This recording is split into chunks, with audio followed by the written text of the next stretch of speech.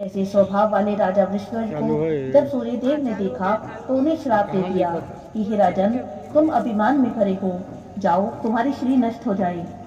अपने भक्त को संकट में देखकर आशुतोष भोलेनाथ भगवान शंकर ने हाथों में त्रिशूल उठा लिया और वे सूर्यदेव का पीछा करने लगे।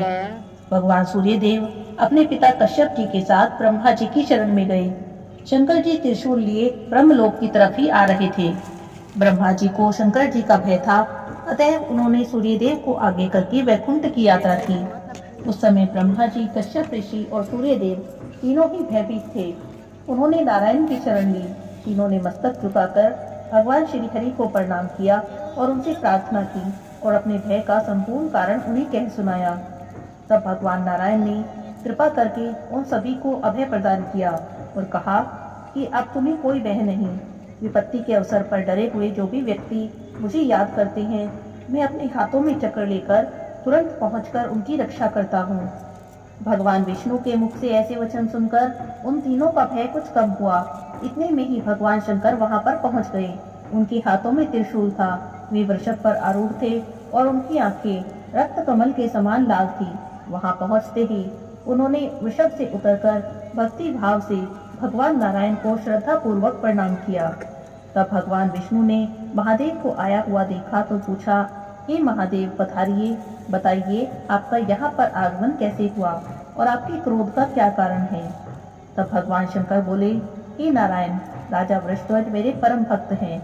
मैं उन्हें अपने प्राणों से बढ़कर प्रिय मानता हूँ और सूर्यदेव ने उन्हें श्राप दिया है और यही मेरे क्रोध का कारण है। जब तक मैं सूर्यदेव को दंडित नहीं करूंगा, मेरा क्रोध कम नहीं होगा। लेकिन अब सूर्यदेव ने ब्रह्मा जी और ऋषि कश्यप सहित आपकी शरण ग्रहण की है। जो कोई भी आपका स्मरण करता है और आपकी शरण में आता है, उसका कभी भी अमंगल नहीं होता।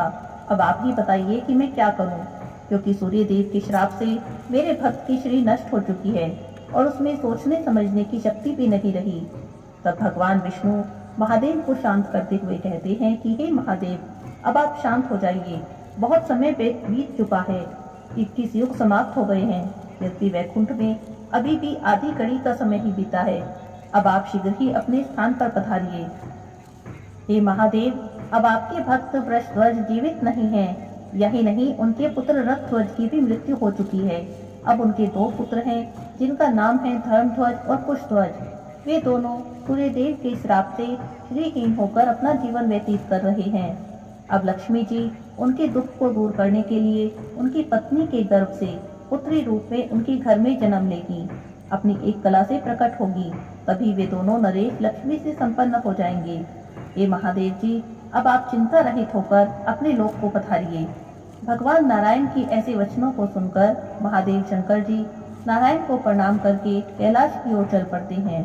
भगवान विष्णु कहते हैं, हे नारद जी, राजा धर्मध्वज और कुशध्वज दोनों ने लक्ष्मी की प्राप्ति के लिए बड़ी कठोर तपस्या की। तब माता महालक्ष्मी अपने वर प्रसाद से उन्हें पुनः पृथ्वीपति होने का सौभाग्य देती हैं और दोनों के घर में अपनी एक कला से पुत्री रूप में प्रकट होती है। कुशध्वज की परम साध्वी पत्नी का नाम बालावती था। उनकी एक कन्या उत्पन्न हुई जो लक्ष्मी देवी का अंश थी। भूमि पर पैर रखते ही वह कन्या ज्ञान से संपन्न हो गई। उस कन्या ने जन्म लेते ही वेद मंत्रों का उच्चारण किया, इसीलिए उसका नाम वेदवती रखा गया। देवी वेदवती ने भगवान श्री हरि को पति रूप में प्राप्त करने के लिए बड़ी ही कठोर तपस्या की। तभी उनकी तपस्या से प्रसन्न होकर भगवान ने उन्हें वरदान दिया कि दूसरे जन्म में भगवान श्री हरि तुम्हारे पति होंगे। यही देवी वेदवती अपने दूसरे जन्म में जनक नंदिनी सीता के रूप में अवतरित हुई और अपनी तपस्या के व्रत के प्रभाव से उन्होंने श्री राम को अपने पति के रूप में प्राप्त किया। श्री नारायण कहते हैं कि नारद जी, अब आप राजा धर्मध्वज का वृतांत सुनिए। राजा धर्मध्वज की पत्नी का नाम बाधवी था। राजा धर्मध्वज की पत्नी ने एक कन्या को जन्म दिया। वह कन्या लक्ष्मी जी का अंश थी। उस कन्या का मुख ऐसा था जैसे शरद ऋतु की पूर्णिमा का चंद्रमा हो। स्त्री और पुरुष उसकी किसी के साथ भी तुलना करने में असमर्थ थे, इसीलिए उसका नाम तुलसी रखा गया। भूमि पर पैर रखते ही वह ऐसी सुयोग्य बन गई मानो साक्षात प्रकृति देवी हो। देवी तुलसी ने भी भगवान श्री हरि को पति रूप में प्राप्त करने के लिए बहुत घोर तपस्या की। हजारों वर्षों तक वे बिल्कुल निराहार रहकर एक पैर पर खड़ी होकर तपस्या करती रही। उनकी तपस्या से प्रसन्न होकर ब्रह्मा जी उत्तम वर देने के विचार से बद्रिकाश्रम में पधारे। हंस पर बैठे हुए ब्रह्मा जी को देखकर तुलसी देवी ने प्रणाम किया और तब ब्रह्मा जी ने कहा, हे तुलसी, मैं तुम्हारी तपस्या से प्रसन्न हूँ। तुम मुझसे अपनी मन की इच्छा के अनुसार वर मांग सकती हो। भगवान श्री हरि की भक्ति, उनकी दासी बनना अथवा अजर अमर होना, जो भी तुम्हारी इच्छा हो, मैं वह वरदान तुम्हें देने के लिए तैयार हूँ। तब तुलसी देवी ने कहा, हे प्रभु, यदि आप मुझ पर प्रसन्न हैं तो मेरी मन की अभिलाषा को पूरी कीजिए। पूर्व जन्म में मैं तुलसी नाम की गोपी थी।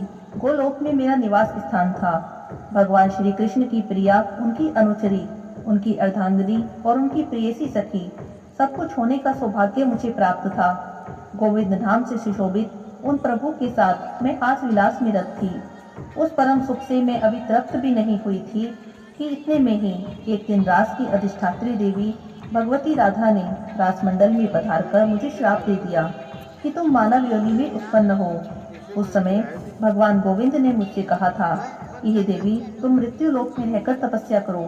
ब्रह्मा जी तुम्हें वर देंगे जिससे मेरे स्वरूप अंश